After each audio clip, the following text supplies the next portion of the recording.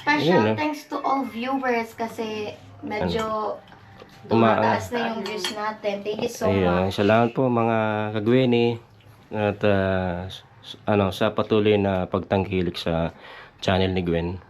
Ayan, at hindi mo na ito may re-reveal kung ano to.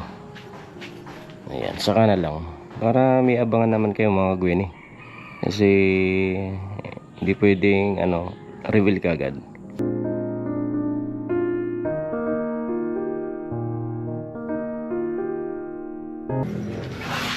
Gagawin pang iba. Kunin natin siya Edwin.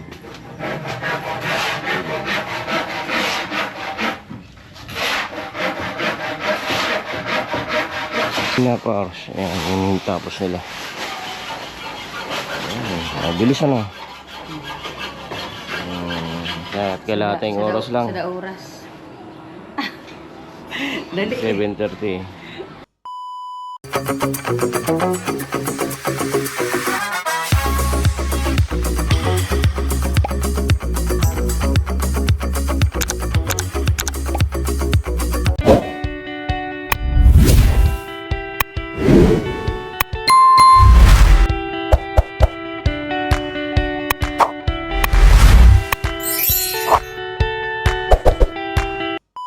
Pinit, kakarating pa lang namin natin mga nagmalingke.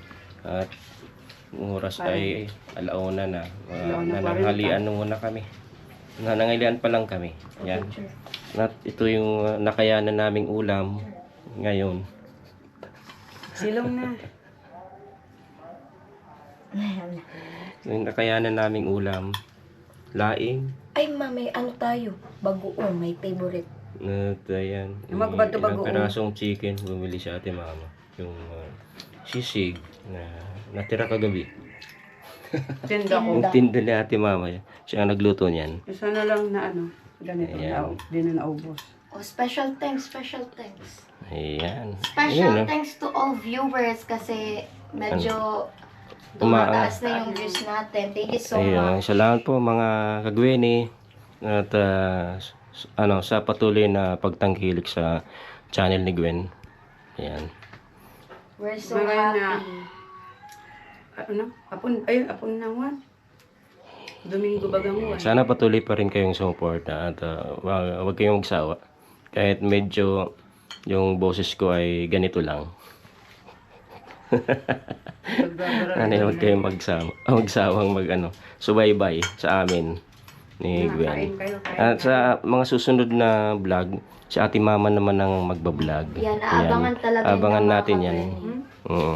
Feeling ko madaming Kasi views. to, si ate mama, secret lang yung niya, pero madaldal pa eh. Kaya, bagay itong mag-vlog. Kasi sa vlogger dapat madaldal ka, marami kang kwento. Yan. Yan, bagay siya. Ayan, abangan natin yan mga Gwen. The next day. Mga Gwen, isang bagong umaga na naman sa patuloy na paggawad ko sa project sa harap ng bahay ni Gwen. At ayan, dito na sila paring Ronnie saka si Edwin. Sila na yung pagpapatuloy ng gawain dito sa project. At kasalukuyan nag-aaral na si Edwin sa taas.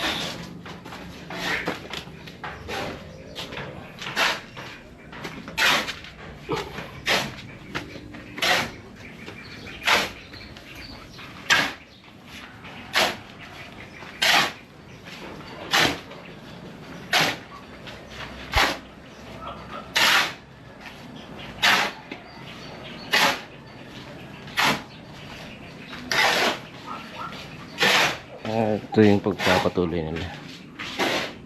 Pupunan nila ito. Yun, nasa side. Kukumplituhan na nila ng asintada. At katapos ng ay dun sa baba.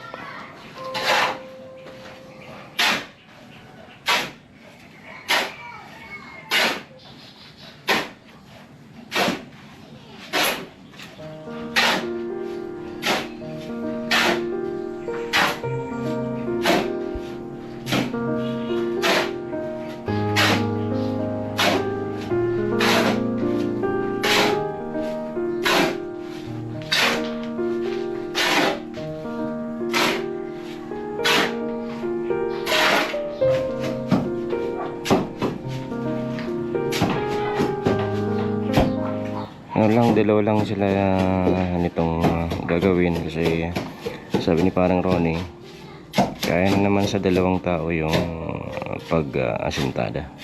Kaya yun nga.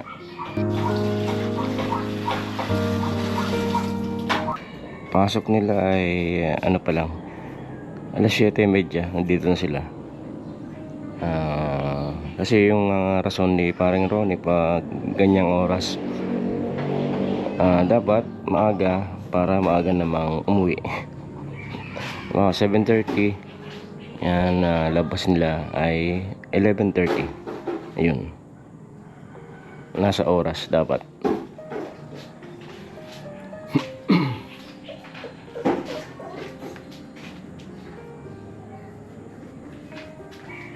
Yeah. At umuwi muna si parang Ronnie kasi kukunin niya yung tools dahil dito may ikakat pa dito eh. Yan, bakal.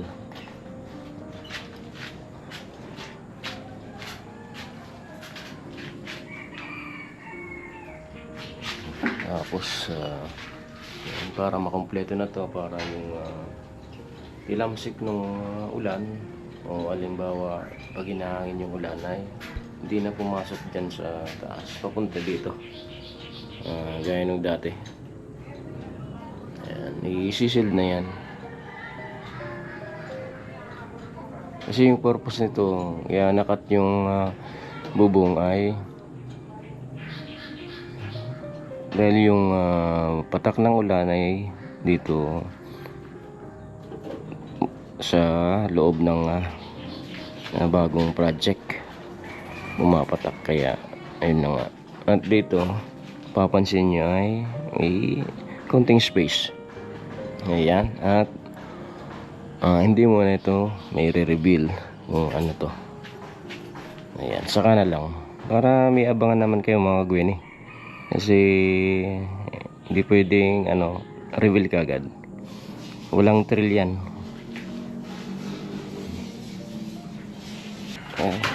Yan si paring Ronnie, ang bago nating character dito.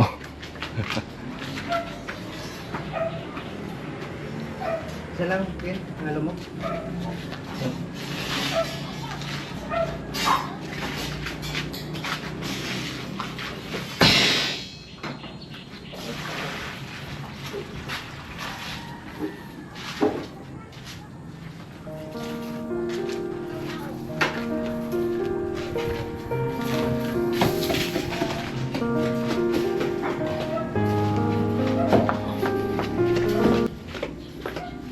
Ayan, yun ang unang update natin yan mga Gwenny.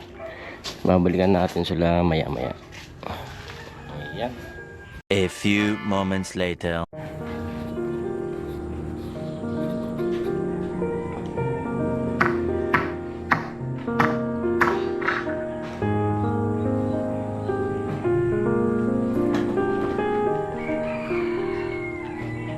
Ayan, gagawin niya yan. Mapatuloy yung natapos nila Kuya Carpenter. Yan, yan, sa header isang hollow blocks lang, at sa gilid tigisa, para lumid naman yung masyado kasing malaki itong itong side. Kapag may masamang panahon, masyadong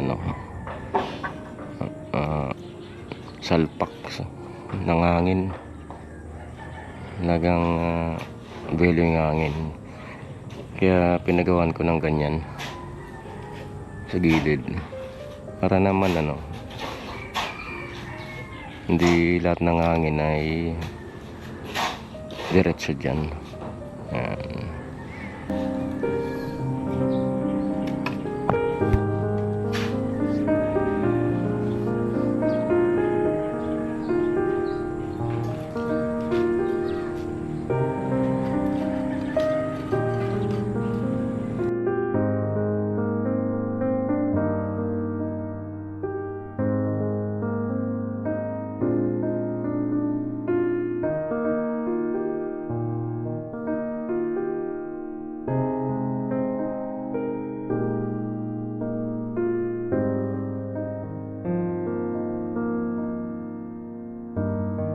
Ayan, mga gwinita ay bagong karakter naman tayo nga abangan dito sa project sa harap ng bahay ni Gwen.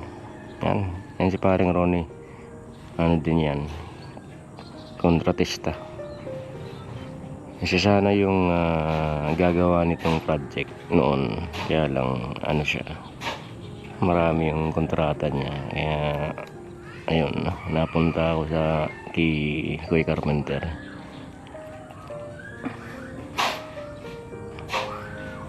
Ano to, dala nito lahat,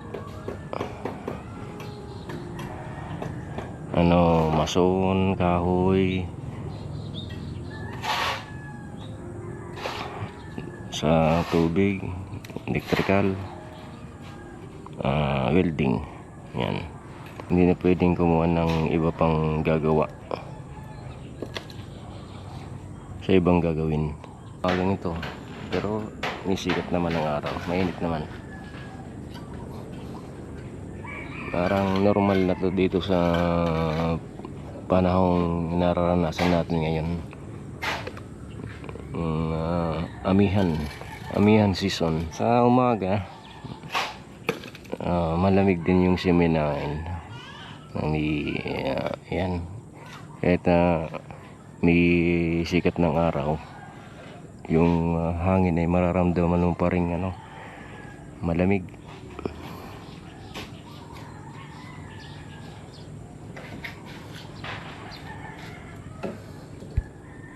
At sa gabi, masyadong malamig talaga.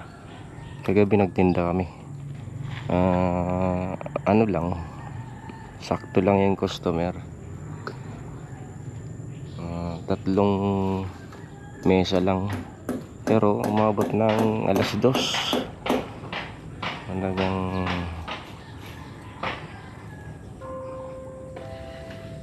sinulit nila yung pagpunta dito. Mga taga-ibang lugar sila. Iriga. Karamihan Iriga. Tapos yung isa Nabwa.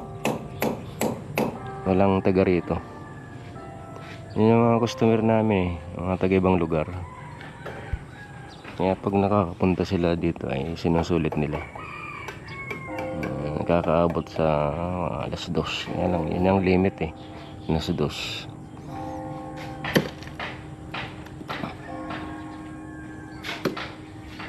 Pero yung nasa unahan talagang, ewan ko lang kung anong oras nagsara yun kasi 2:00 na lampas. May customer pa din dun, maingay pa rin yung video okay nila.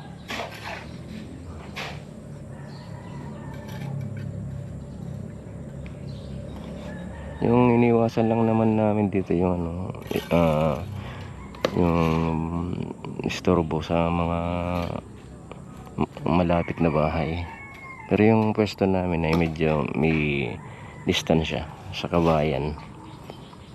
Yung mga nasa unahan ay talagang malapit sa kabayan, kaya bahala na sila kung may magreklamo. Dito wala pa naman sa amin nagreklamo.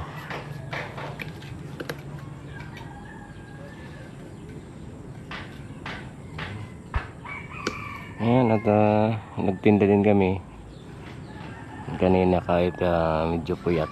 Nagising ako mga mag-6 na, nagluto. Kahit mabigat pa yung katawan ko para gumising, talagang bumangon na ako kasi magagalit na naman si manager si Ate Mama. Doon siya sa kabilang kalsada, siya nagtitinda. Yun lang, hindi ako nakapagluto ng sopas. Yun lang, pansit yung maliit at lapad, pansit lapad, bihon, spaghetti, sinangag at itlog. Tapos yung lugaw, guto. Yun ang naluto ko kanina.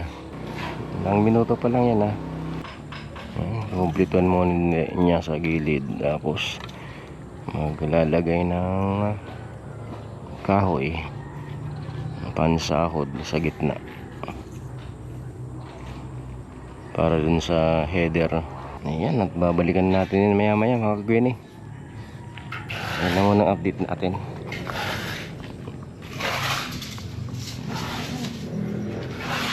Gagawin pang iba. Ayan, kunin natin siya, no? Ibuin.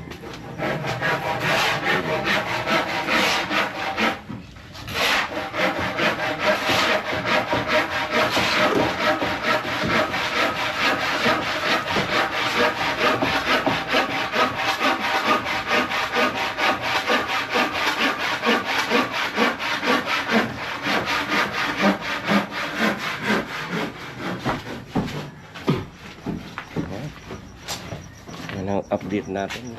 Mga ilang minuto na-update natin. Much later. Ayan, at oras ko ay 8.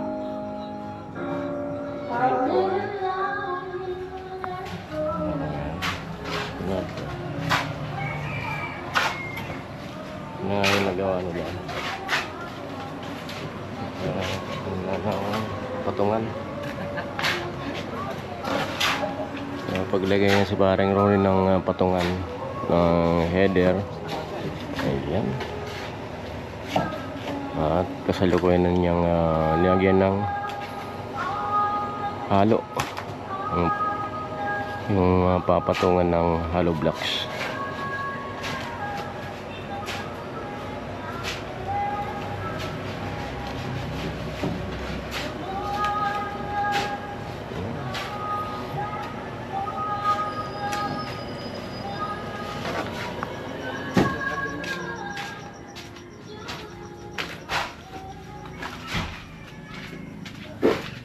Sa loob.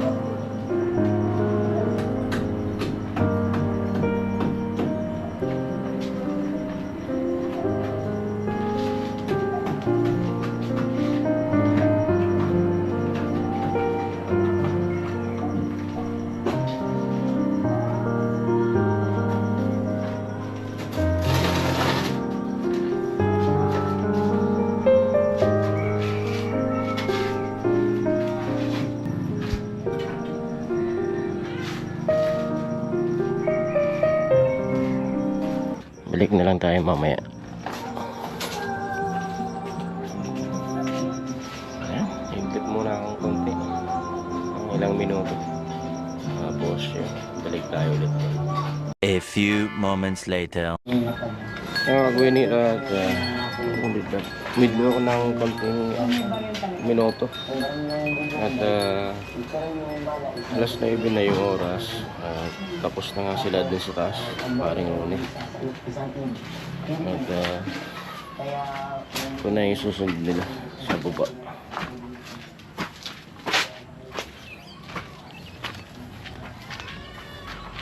Ayan o.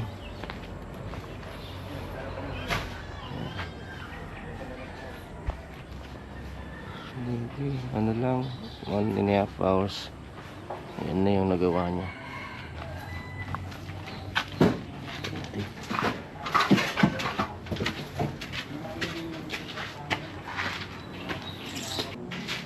Hinahos na din dito nila, oh. Ayan, close na.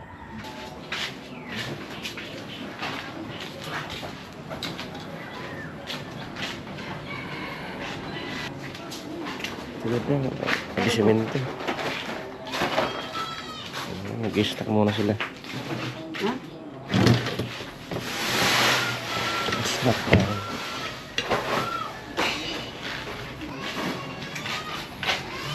Ay, napars. Ayan, yung tapos nila. Ayan, bilis ano. Kailangan oras lang. Sada oras. Dali. 7:30. Ang oras mga kagawin ay 9:45. At yan, punta na naman natin si paring Ronnie kung ano na yung ginagawa niya. At kasi 1.5 hours yun na tapos niya. Napakadali, napakabilis na trabaho naman. Kasintada.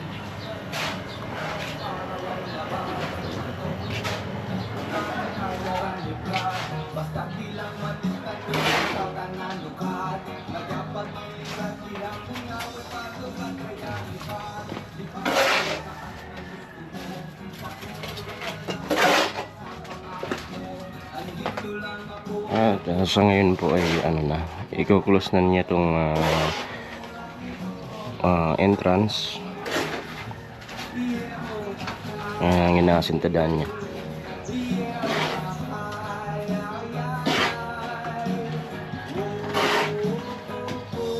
Kaya kung kukuha nitong mga materyales dito sa baba, semento, iikot na dito, kabila. Gate. Kasi yan, close na yan. Okay na rin kasi pag gabi, yan, i-diretso yung ano, papasok. Poproblemahin na lang yung ano, sa taas.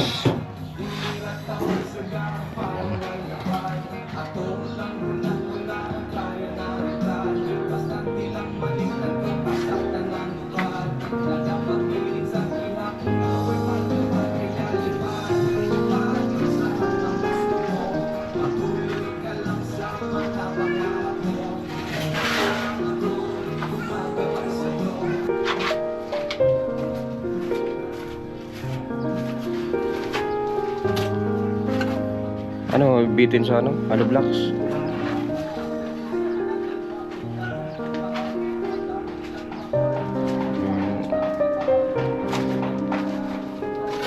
Kulang sa estimate ay.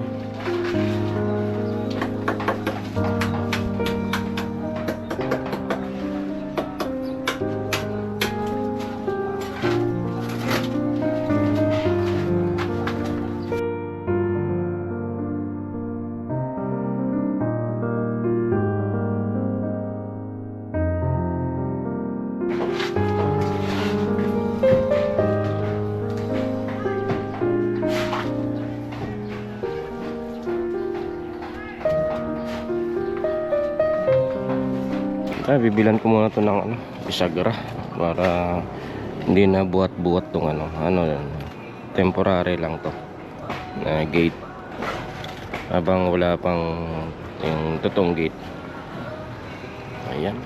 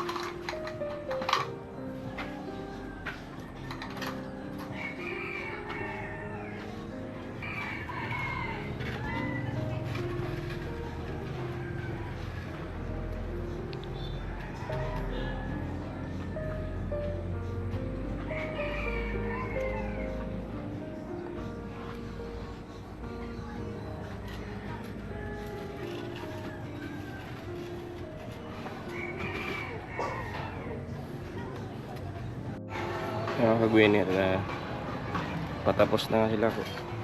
Parang rolling itong ano. Nabitin pa yung hollow blocks. Kulang talaga yung estimate niya, no, kay carpenter. Kaya Metro ko sa kulong. pag order ulit siya. Isa lang naman yung in-orderan nito. May contact din siya. Kaya ano na lang. Chat na lang. Tapos deliver.